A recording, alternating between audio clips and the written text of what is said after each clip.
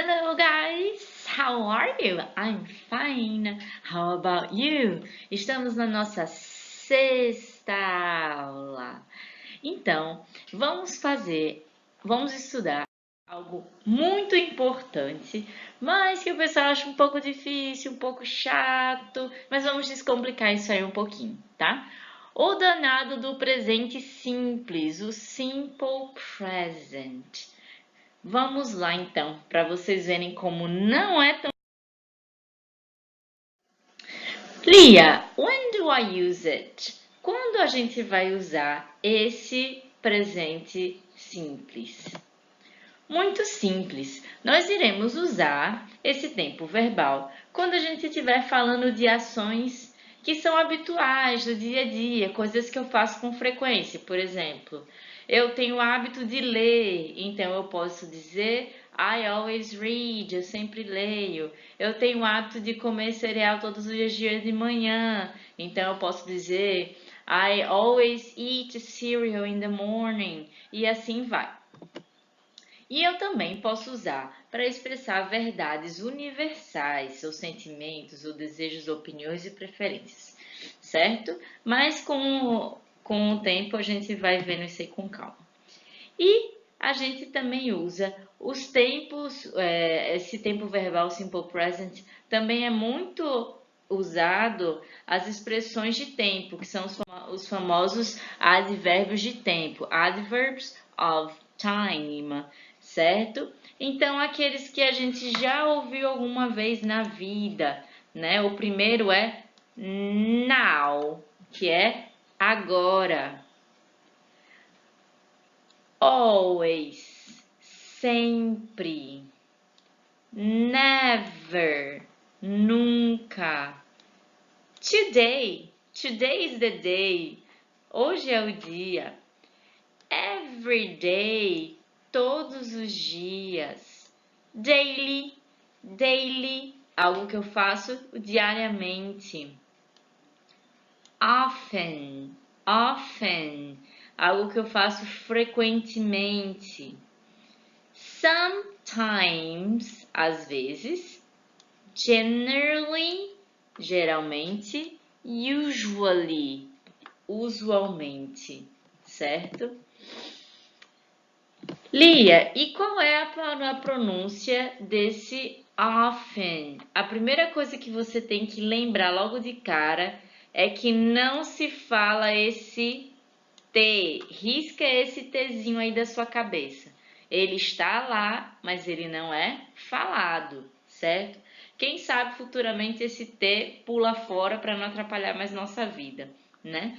Então, a pronúncia dessa palavra é often, often, que é frequentemente. Então, I often teach English. Eu frequentemente ensino inglês, por exemplo. E aí a gente pode ver aqui em cima alguns exemplos de como que a gente usa os advérbios de tempo. No primeiro, he plays soccer very well. Ele como é que chama? Ele joga futebol muito bem. She loves chocolate. Ela ama chocolate, né? Então eu posso dizer she always loves chocolate. Ela sempre gosta de chocolate. They go to the school in the afternoon. Então eu estou especificando o momento do dia que eu vou para a escola, que eles vão para a escola. In the afternoon. I always read. Eu sempre leio. In the morning. Newspaper in the morning. We generally travel to Brazil in December. Nós geralmente, né, viajamos para o Brasil em dezembro. Então você veja que nós podemos usar ou não o advérbio de frequência, vai depender de qual é a sua frase, tá certo? Mas eles são muito usados no presente simples. Lia, então finalmente como que eu faço para montar uma frase no presente simples? Bom, no presente simples, com relação aos verbos no geral, a gente vai usar o sujeito mais o verbo, certo? Então, quem é o sujeito? A gente já estudou. I, you, he, she, it, you, it, they. E quem é meu verbo? Nesse caso é run, que é correr, certo? Lia, mas eu tô vendo que aqui no he, no she, no it, você colocou algo diferente, colocou um S. He, she, it runs. Muito bem, você prestou bastante atenção. Então, qual vai ser a regra para a conjugação dos verbos? Ao contrário do português, que é uma conjugação praticamente de verbo para cada verbo e ninguém, enfim, a gente praticamente sabe a conjugação de verbos porque fala a língua e aprendeu.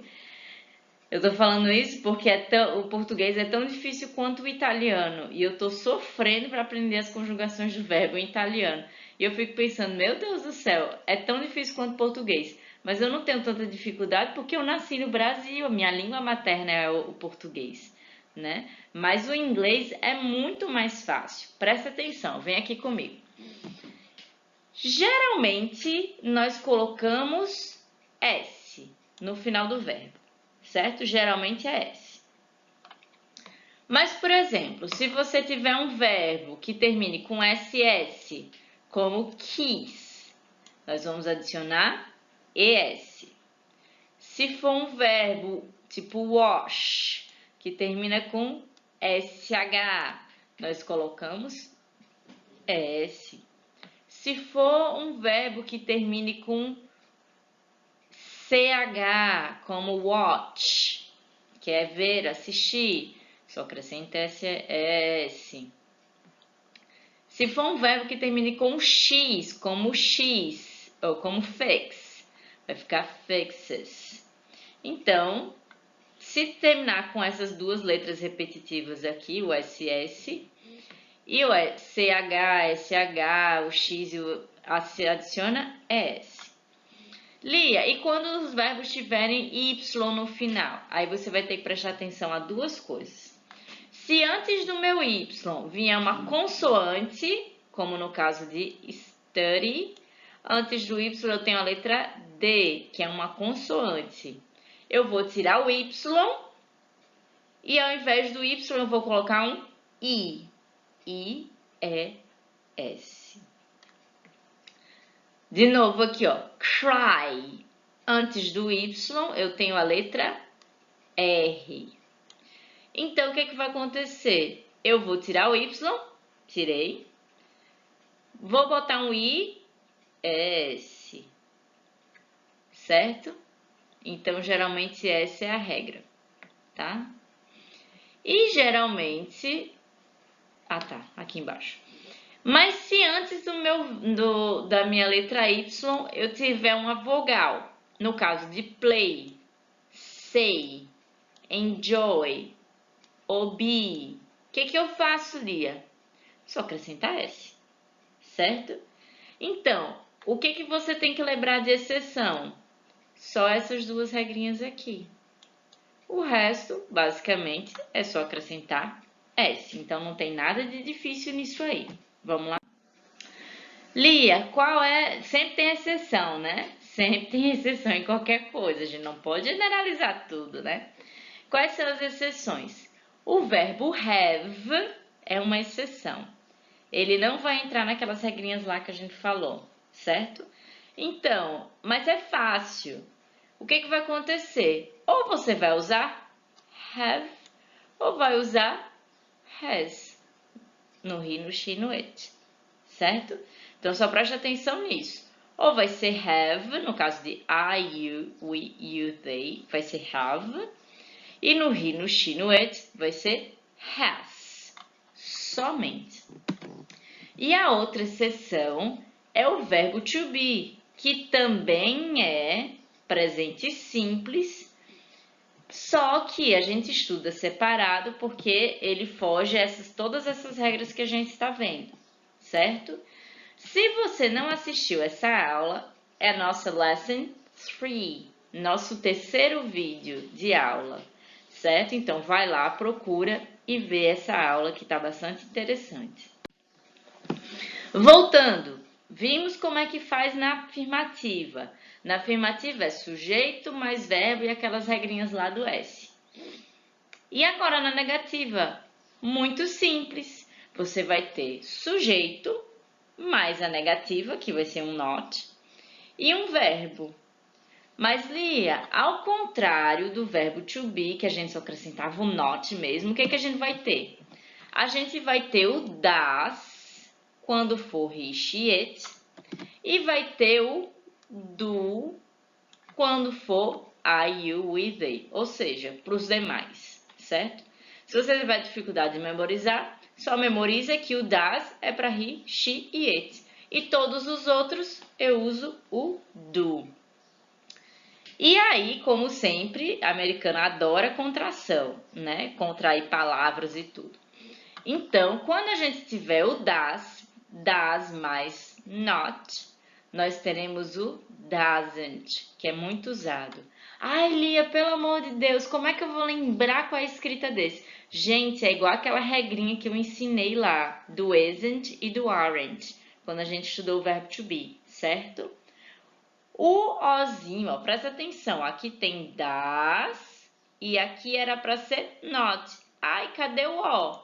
Não tem ó aqui, ó. O que aconteceu com o ó? Ele emagreceu, passou pela lipoaspiração, subiu.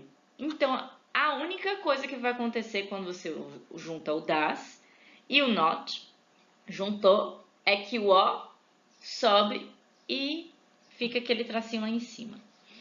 Mesma coisa do do. Tem o do mais o not. O ozinho do not sobe e fica don't. Então, I don't run. Presta atenção. Quando se usa o verbo na negativa, o que vai acontecer? Meu verbo vai ser na forma infinitiva. O que quer dizer isso, Lia? Ele não sofre conjugação. Então, note que o verbo run está a mesma coisa para todas as pessoas. Por quê? Na negativa, não se conjuga o verbo. Apenas se acrescenta o do, mais not, o don't e o doesn't. Certo? E a interrogativa, Lia? Eu vou continuar com o meu verbo no infinitivo, como eu te expliquei, ó, o verbo não conjugado. E o que vai acontecer, Lia? Presta atenção aqui, ó.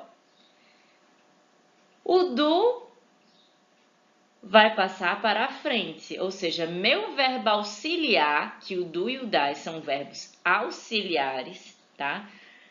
Ou seja, o do, se você procurar no dicionário, ele vai dizer que é o verbo fazer, certo?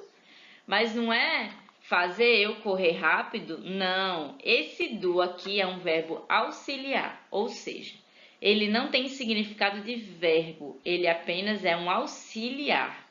Ele não tem significado em si nessa frase. Ele apenas quer mostrar para o leitor ou para quem está ouvindo que é uma pergunta. Então, do I run fast? Ou seja, o que aconteceu aqui? O do passa para frente. Como no verbo to be não era I am Lia, am I Lia? Em inglês, você sempre vai ter alguma coisa no início da frase que demonstre que aquilo dali é uma pergunta, certo? Ou vai ser um verbo auxiliar, ou vai ser um WH question, que eu vou fazer um vídeo sobre isso, que é aquele when, what, where, que é onde, quando, né? Que eles vão sempre à frente. Enfim, você sempre sabe que é uma pergunta. E aí você tem que lembrar que se é uma pergunta, obviamente você tem que colocar um ponto de interrogação, certinho? E aqui é o quadro completo que eu coloquei separadozinho durante os slides, tá aí o site direitinho de onde eu peguei. Lembrando, eu pego tudo da internet, porque eu não tenho tempo, já gasto um maior tempão para fazer esses slides, então se eu for ficar fazendo sozinha tudo, demora eternidade. Infelizmente eu não tô com tanto tempo assim, tá? Mas aí você dá uma olhada, né? O quadro completo, dá para você dar uma comparada. Então, aqui, ó. I run fast. Eu corro rápido. Na negativa. I don't run fast. E na interrogativa, do I run fast? Certo? Então, aí você tem para todas. Let's practice. Vamos praticar? Bom, a primeira eu já coloquei a resposta. Então, vai ser Jack eats a sandwich. Ele come um sanduíche. He doesn't eat pizza. Ele não come pizza. Lembrando, se eu falo he doesn't eat pizza, quer dizer que é como se fosse uma verdade absoluta. Ele não come pizza. Não é que ele não está comendo pizza naquele momento, é que ele não come pizza, certo? Depois a gente tem outros tempos verbais que servem para especificar um pouco mais alguns detalhes. Mas lembrando, a gente está no presente simples. E se for uma pergunta, como é que fica? Se é Jack, qual é o meu verbo auxiliar? Does. E depois do sujeito, nós temos o verbo, que vai estar no verbo infinitivo. Então, vai ser Does Jack eat pizza? Certo? Fiona, larará, cry at work. Então, tá vendo que tem a figurinha da menininha chorando. Então, cry é o verbo chorar. Então, como é que fica isso aí? Fiona cries. Lembrando, aqui tem o Y e antes do Y tem uma consonante. Se é uma consonante, a gente tira o Y e coloca IES. E na negativa, she doesn't... Eita, que eu escrevi errado aqui. Doesn't cry, né? She doesn't cry at home. Então, vamos lá. Então, ela não chora em casa. E como é que seria a pergunta? Does Fiona cry at work? A próxima. We, larará, play tennis. Se é we, vai ser we play. Sem conjugação. Lembre que aquelas conjugaçõezinhas que a gente estudou que mudam, serve apenas para he, she e it. Os demais é tudo igual, certo? E we don't play computer games. Como é que fica essa perguntinha aí? Do we play tennis? E o último exemplo tem James, larará, fly to America. Então, James fly é voar, certo? Então, no caso, ele vai pilotar, ele vai voar o avião, certo? Vai pilotar o avião. Então, vai ser James flies. Aquela mesma regrinha. Antes do Y tem uma consoante. E he doesn't fly. Muito bem. E pergunta, does James fly to America? Certo? Lembrando, sempre que eu tenho perguntas, certo? A minha resposta é uma resposta curta de sim ou não, tá? Então eu vou perguntar, do you like pizza? Então minha resposta vai ser yes, I do ou no, I don't. Do you like to go to the beach? Você gosta de ir à praia? Yes, I do. No, I don't. Do you eat cake every day? Você come bolo todos os dias? Yes, I do. No, I don't. Do you work? Você trabalha? Yes, I do. Oh, no, I don't. Ali, se a pergunta for com she, does she eat every day? Eat cake every day? Se, presta atenção, minha pergunta é does she? Então, minha resposta vai ser com does e com she. Então, minha resposta vai ser yes, she does, no, she doesn't. Então, no inglês, ou seja, qual for a língua, você tem que prestar muito atenção no que a pessoa pergunta. Às vezes, as pessoas não sabem responder, não é porque elas não entendem ou porque elas não são inteligentes, ou seja lá o que for, não. É porque às vezes a gente está tão nervoso que não presta atenção qual é a pergunta que a pessoa está fazendo. E aí você se embanana todo e não sabe como responde. Então, se alguém chega para você e fala assim, Lia, do you like pizza? Presta atenção, a primeira coisa que a pessoa falou, do. Já sei que minha resposta é yes, I do, no, I don't. Então, eu não preciso nem saber o que é. Estrutura gramatical vai ser yes, I do ou no, I don't. Mas claro que você tem que prestar atenção, porque senão você pode responder alguma coisa que pode se comprometer, né? E aí, se você ouve a pergunta, Are you a teacher? A minha pergunta é Are you? É verbo to be. Eu vou responder Yes, I do, no, I don't? Claro que não. Se a minha pergunta é com verbo to be, eu respondo com verbo to be. Se é com do, eu respondo com do. Se é com does, eu respondo com does. Eu costumava sempre dizer assim para os meus alunos: quando você escuta uma música, você dança conforme a música. Você não vai encontrar uma pessoa no meio da boate tocando numa rave lá, uma música bem agitada e a pessoa dançando um balé. Não vai, porque as pessoas dançam conforme a música.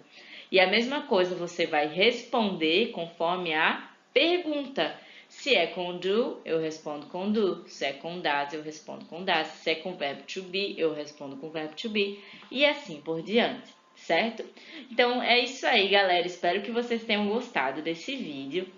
Dá um gostei aí, um like se você gostou. Se lembra de fazer isso, que é muito importante para que eu possa continuar meu trabalho, tá bom? Assista o vídeo várias vezes para você praticar. Mostra para os seus amigos. E aí eu aguardo vocês. Se você ainda não está no grupo do Facebook, me adiciona para que você possa ter acesso a todos os conteúdos, as atividades que eu disponibilizo lá. Combinado? Então, um abraço. Have a nice day. Tenha um bom dia.